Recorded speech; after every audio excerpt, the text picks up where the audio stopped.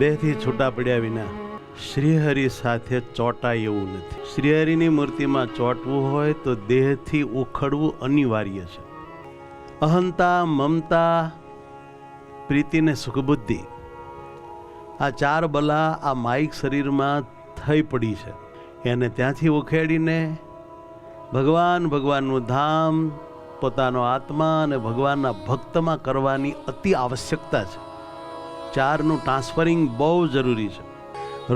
રોજ સાધના શિબિરમાં મારે અને તમારે આ જ કામ કરવાનું છે. આ શરીરનો કાંઈ ભરોસો નથી, ક્યારે પડી જશે. જલ્દી ભગવાન ભેગા થઈ જવાય તો બહુ સારું. આ દેહ દગો દેશે, સગાવાલા દગો દેશે, સંપત્તિ દગો દેશે. માયા છે ને, કાળથી વિકારિત છે, એમાં દગા સિવાય બીજું કાંઈ ન હોય.